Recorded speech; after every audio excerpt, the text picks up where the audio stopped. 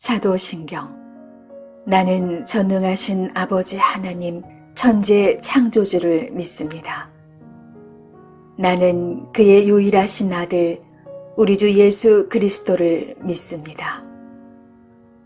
그는 성령으로 잉태되어 동정녀 마리아에게서 나시고 본디오 빌라도에게 고난을 받아 십자가에 못 박혀 죽으시고 장사한 지 사흘 만에 죽은 자 가운데서 다시 살아나셨으며 하늘에 오르시어 전능하신 아버지 하나님 우편에 앉아 계시다가 거기로부터 살아있는 자와 죽은 자를 심판하러 오십니다. 나는 성령을 믿으며 거룩한 공교회와 성도의 교제와 죄를 용서받는 것과 몸의 부활과 영생을 믿습니다. 아멘.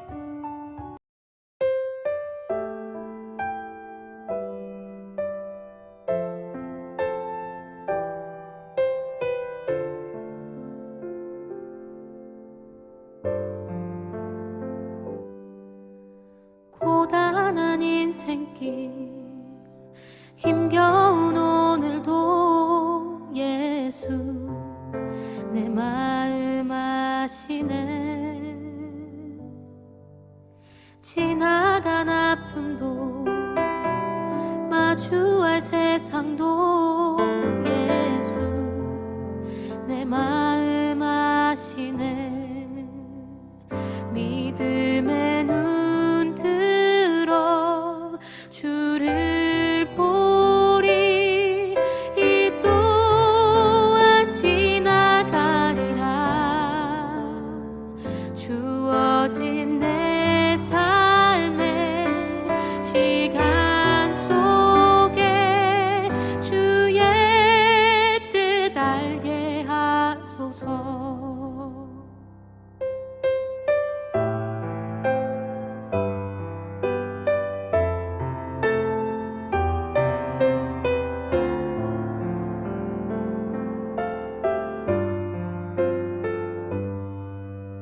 하루를 살아도 기쁨으로 가리. 예수 늘 함께 하시네. 후회도 염려도 온전히 맡기리. 예수 늘 함께 하시네. 믿음의 눈 들어 주를 보리. 이 또한 지나가리라. 주어진 내 삶의 시간 속에 주의 뜻 알게 하소서. 믿음의 눈 들어 주를 보리. 이 또한 지나가리라.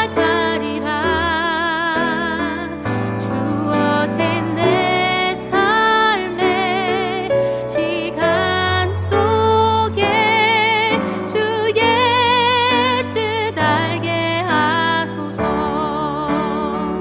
믿음의 눈 들어 주를 보리.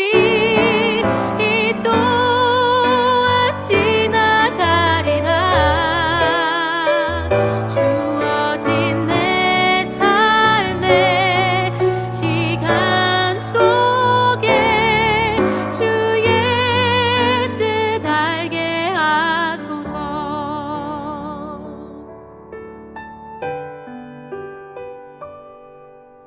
하루를 살아도 기쁨으로 가리. 예수 늘 함께 하시네. 후회도 염려도 온전히 맡기리. 예수 늘 함께 하시네.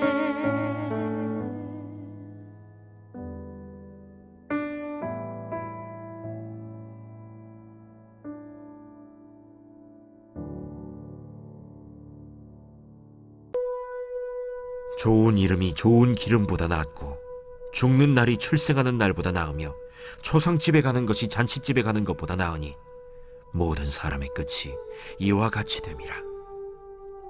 산자는 이것을 그의 마음에 둘지어다. 슬픔이 웃음보다 나음은 얼굴에 근심하는 것이 마음에 유익하기 때문이니라. 지혜자의 마음은 초상집에 있으되 우매한 자의 마음은 혼인집에 있느니라. 지혜로운 사람의 책망을 듣는 것이 우매한 자들의 노래를 듣는 것보다 나음이라. 우매한 자들의 웃음소리는 솥 밑에서 가시나무가 타는 소리 같으니 이것도 헛되니라. 탐욕이 지혜자를 우매하게 하고 뇌물이 사람의 명철을 망하게 하느니라. 일의 끝이 시작보다 낫고 참는 마음이 교만한 마음보다 나으니 급한 마음으로 노를 바라지 말라. 노는 우매한 자들의 품에 머무름이니라. 옛날이 오늘보다 나은 것이 어찌미냐 하지 말라. 이렇게 묻는 것은 지혜가 아니니라. 지혜는 유산같이 아름답고 햇빛을 보는 자에게 유익이 되도다. 지혜의 그늘 아래에 있음은 돈의 그늘 아래에 있음과 같으나 지혜에 관한 지식이 더 유익함은 지혜가 그 지혜 있는 자를 살리기 때문이니라. 하나님께서 행하시는 일을 보라. 하나님께서 굽게 하신 것을 누가 능히 곧게 하겠느냐. 형통한 날에는 기뻐하고 곤고한 날에는 되돌아보아라.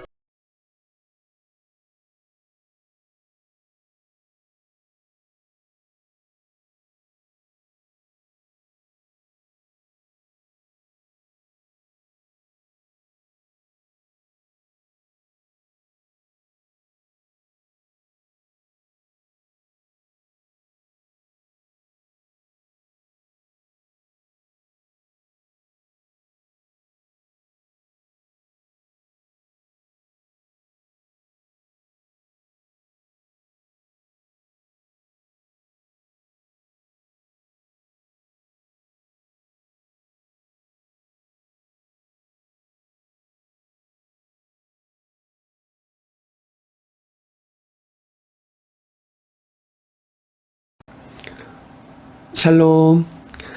어떤 사람은 실패 속에서 좌절을 겪는 사람이 있습니다. 그러나 어떤 사람은 실패 속에서 교훈을 얻는 사람이 있습니다. 오늘 우리 하루의 삶이 녹록지 않다 하더라도 하나님의 말씀을 통해서 은혜와 빛을 발견할 수 있기를 원합니다. 전도서는 오늘 우리가 7장을 읽었습니다마는 6장부터 8장까지 어떤 하나의 단락을 이루고 있습니다. 그래서 전체적으로는 해 아래 사는 인생의 허무함을 극복하기 위해서 그렇다면 인생이 가져야 할 바른 자세는 무엇이고 또 그릇된 자세는 무엇인가를 말하고 있습니다. 그런데 이것을 A가 B보다 낫다라는 다소 해학적인 표현으로 설명해 주고 있습니다.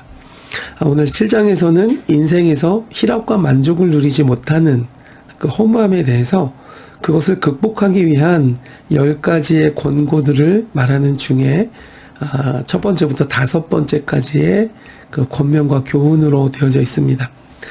첫 번째로 1절을 보면 세상의 일시적인 호사보다는 영원히 남을 명예를 추구하는 것을 지혜롭다라고 말했습니다. 부와 물질적 번영은 귀하고 값진 기름을 살 수 있습니다. 이것은 향유를 말합니다. 그러나 그런 것들은 오래가지 않는다는 것이죠. 향유를 바르면 좋은 냄새가 나고 귀한 대접을 받을 수 있겠지만 얼마 지나지 않아 그 냄새는 곧 증발해 버리고 만다는 것입니다. 그러나 이름은 죽은 후에도 남죠. 향수는 외모만 가꿀 뿐입니다. 그러나 좋은 평판, 즉 명성, 이름, 명예는 우리 내면에서 비롯되는 것입니다. 오늘날에도 사람들이 주로 외모에 관심을 많이 둡니다마는 그러나 솔로몬이 말하는 죽는 날이 출생하는 날보다 낫다라는 이 말은 한 개인의 인격과 행실을 존경받을 만하도록 가꾸는 것이 인생이 추구해야 할 보다 나은 가치라는 것입니다. 이것이 인생의 허무함을 극복하는 바른 자세의 첫 번째입니다. 죽음을 맞을 때 자신에게 무엇이 남느냐, 이 땅에서 그것을 말한 것이죠. 두 번째로 2절로 4절을 보면 경박한 유흥보다는 본질을 추구하는 인생의 진지함을 가져야 한다라고 말했습니다. 그러면서 결혼식에 가는 것보다 장례식에 가는 것이 더 낫다라는 예를 들었습니다. 이 말은 우리가 조금 이렇게 내면화해서 생각해 볼 필요가 있습니다. 장례식은 목숨이라는 것이 한정되어 있다는 사실을 다시 한번 재차 깨닫게 하고 정신이 벌쩍 들게 하는 유익한 경험이 될 수 있습니다. 우리가 죽을 수밖에 없는 그런 존재라는 사실을 직시할 때 삶을 보다 숙고하게 해주고 또 나의 임종의 순간에 남게 될지도 모를 삶의 회환이나 불차를 줄여줄 수 있기 때문입니다. 특히 3절에 슬픔이 웃음보다 낫다 그랬는데 슬픔이 웃음보다 낫다. 이 말은 어떤 의미일까요? 그것은 진리의 뿌리를 두고 있지 않는 경박한 웃음을 말하는 것입니다. 그러니까 불경건한 삶에서 나오는 즐거움이나 유쾌함보다는 삶에 대한 진솔한 성찰에서 오는 진지함과 사색과 슬픔이 훨씬 값지다는 것이죠. 삶의 진정한 승자는 바로 그런 사람이 아닐까 싶습니다. 5절로 7절은 우매자의 노래보다 지혜자의 책망을 따를 것을 권면하고 있습니다. 노래는 듣기 좋죠. 그러나 책망을 듣는 것은 힘든 경험입니다. 그러나 마치 장례식에서 인생의 통찰을 얻을 수 있듯이 인생의 가장 중요한 문제에 대해서 그 실체를 밝혀주는 지혜자의 조언은 그것을 받아들이고 자기 자신을 직시할 때 큰 변화의 동기와 안목을 갖게 해주는 것이죠. 8절로 10절은 조급함과 교만보다 신중함과 인내의 자세를 가질 것을 말했습니다. 또 마지막 11절로 14절은 이 세상에서만 유용한 재물보다 영원한 생명을 향한 지혜를 추구하라 라고 권면하고 있습니다. 결론적으로 현명한 사람은 하나님의 주권에 의지한다는 것입니다. 그럴 때에 이런 여러 가지의 교훈들이 우리에게 주는 것은 무엇이냐? 각 개별적인 어떤 조언과 유익보다도 결과적으로는 인본주의적인 삶, 즉 자기 자신을 의지하고 자신의 생각과 판단대로 살아가며 세상을 따라가는 삶을 사는 것은 어리석고 허망한 결말만을 남긴다는 것을 우리에게 보여줍니다. 그러나 신본주의적인 삶, 즉 하나님의 통치와 말씀의 다스림을 받는 삶은 영원한 가치를 소유할 수 있도록 우리를 이끌어가는 지혜의 길이라는 것입니다. 여러분, 오늘 하루 우리의 삶에 그러한 은혜와 성령의 감동과 또 인도하심이 넘칠 수 있기를 주님의 이름으로 축복해 드립니다.